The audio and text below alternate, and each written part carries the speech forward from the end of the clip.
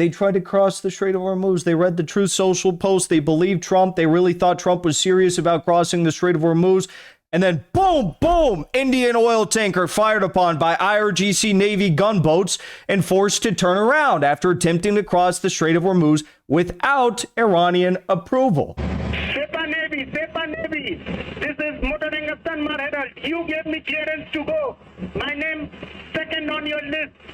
You gave me clearance to go. You are fighting now. Let me turn back. What's the saying? If you do the same thing over and over and over again and you expect different results, that's the definition of crazy. I know it's a cliche, but you look at the Trump administration's handling of this Iran crisis that they're trying to weather their way through right now, and you really can't describe it in any other sort of way. How many times has Trump tested the Iranians as to whether or not they will hold true to their word? How many times? I think it's too many times to count at this point. I could sit here, I could bore you, I could go through all the examples, but the most recent example, which I hope to talk to you about right now, is the Strait of Hormuz. Because 24 hours ago, the Iranians came out with a very simple message. They said, hey, look, America, we really appreciate the fact that you guys have busted Netanyahu's balls trying to get something of a ceasefire in Lebanon. It only lasted for about 30 minutes. But they said, look, we opened the Strait of Hormuz kind of for less than 24 hours. I think it was about 18 hours. And they said, we got a big problem, though.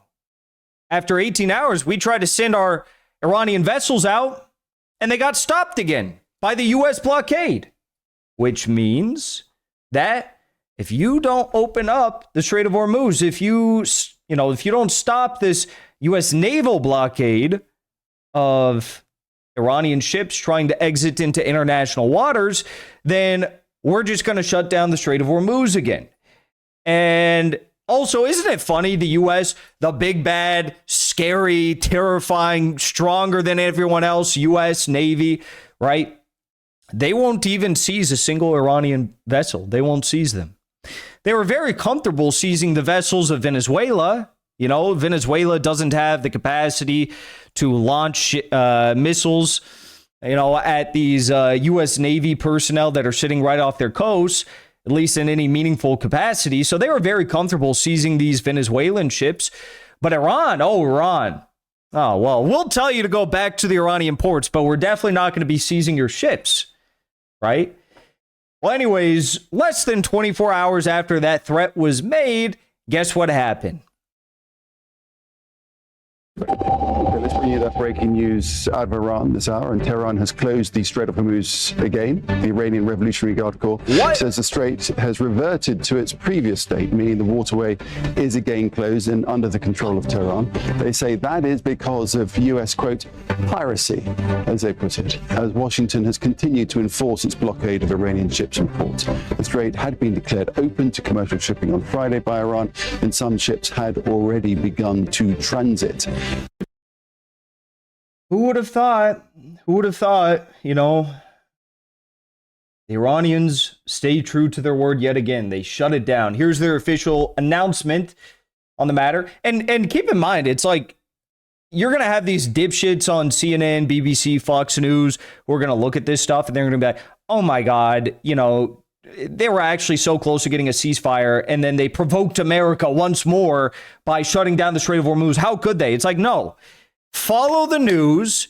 Iran said, if you don't stop your blockade, we're just going to do the blockade on all your allied country ships once more. It's very simple. What do they expect?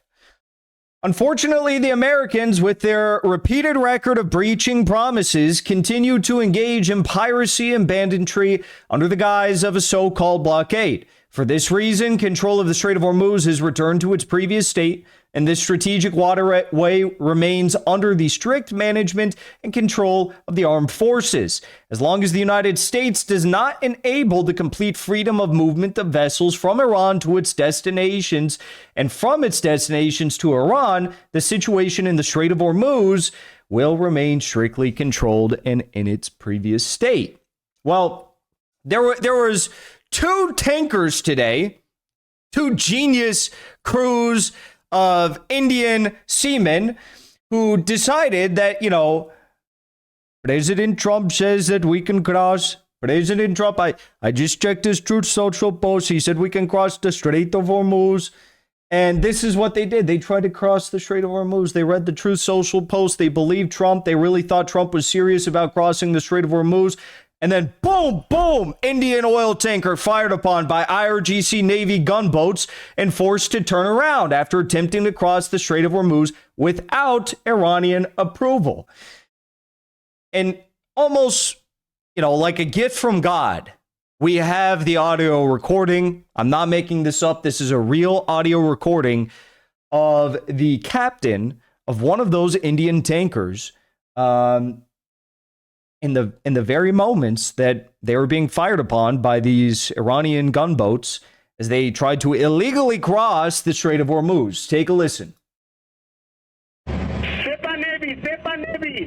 This is motoring Afghan Herald. You gave me clearance to go. My name second on your list. You gave me clearance to go. You are fighting now. Let me turn back. Sepa Navy. This is motoring Afghan Herald. You gave me clearance to go. Sir, please. My name is second on the list. Bro, sounds like he's it literally sounds like he's trying to get into a VIP party at some club, and he's like, my name is second on the list. He told me that he put me on the list. Sir, please. Sir, why are you firing at me? I am okay, I turn around, sir.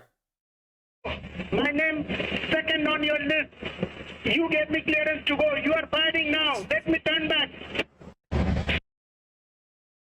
Oh, God. Iran will prioritize straight passage for ships that pay. This is from CNN. An Iranian official told CNN that Iran will prioritize ships that pay to pass the Strait of Hormuz. I guess the rupees weren't enough. The rupees weren't enough. Now, this is amazing. One moment in Trump's press conference today, he was saying we have very good conversations going on with Iran. It's working out very well. They have no Navy. They have no Air Force. They have no leaders. They have nothing. All just objectively false. They have a Navy that is currently shutting down the Strait of Hormuz once more. They escorted the Pakistani Field Marshal Asim Munir into Tehran like 2 days ago with Iranian Air Force MiG-29s and Phantom F-4 fighter jets. They have no lead. What is even they have no leaders? What does that even mean? What does that even mean? They have nothing. Okay. Everything is a projection, right? And then moments after Trump said that, a reporter said, Mr. President, Iran says it has closed the Strait of Hormuz again. Is that true? Trump said, did they? I don't think so. I guess we'll have a bit more information on that by the end of the day. This guy is not there. He's not there. His brain's not there. Whatever it is, dementia, some sort of false information he's being fed. I don't know. They even tried to ask President Trump about the 2 vessels in the Strait of Hormuz who were fired upon by Iranian gunboats, and this is what happened.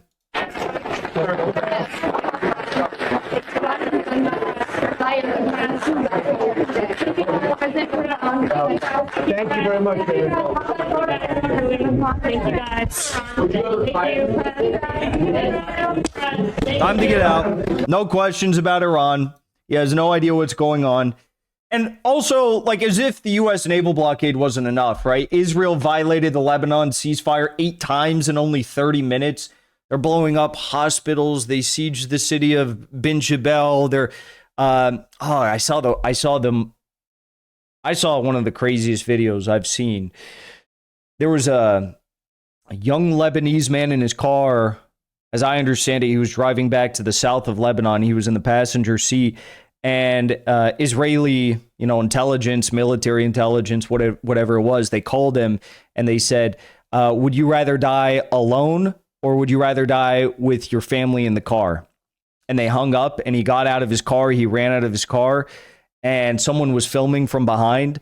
and then you just hear a big explosion, and he was killed in a drone strike. So that's what they're doing, you know, in the middle of this 10-day ceasefire. That's what they're doing. This is a hospital in Tebnin, southern Lebanon, which was hit in a direct airstrike amid the new ceasefire. And also, it's not just Lebanon. It's not just the U.S. blockade. Iran also was, you know, Trump was on this crazy. That's why I didn't even stream yesterday, because Trump was on this like crazy Truth Social rampage where he was just tweeting out of his ass every 5 minutes. I think he put out like 100 posts yesterday, and he was just tweeting out the craziest stuff. He claimed that Iran had agreed to give up their highly enriched uranium and their nuclear dust. They keep calling nuclear dust. I don't even know what that's referring to. But I guess Trump claims that the B-2 bombers in the 12-day war blew up the highly enriched uranium, which even Israel disputes that. And because of that, there's like enriched uranium dust at the bottom of a blown up, nuclear facility in Iran. Make of that what you will. But anyways, Trump claims that he's going to be getting that back. And the Iranians agreed to that. And then the Iranians immediately came out and they're like, none of what the Americans have said regarding the uranium is acceptable. Iran's enriched uranium will not be transferred to any place under any circumstance. Just like Iran's soil is considered sacred to us, this matter is also sacred to us. Reporter asked, so you completely deny this possibility? They said this possibility has never been raised by Iran, not even once. There was also an interesting tweet yesterday. Axios was reporting that Trump was entertaining some deal to give the Iranians $20 billion, and in return, they'd get the highly enriched uranium, which, like, that's a terrible deal. That money would be gone in like a year or two. And we're talking about the most like coveted prized possession that the U.S. wants to get their hands on in Iran. And for what? For a year, 2 years worth of, you know, a portion of the budget. It's ludicrous. But anyways, then Trump came out and was like, no, that's fake too. We're not going to be giving them any money. We're not going to be unfreezing any assets. We're not doing any of that.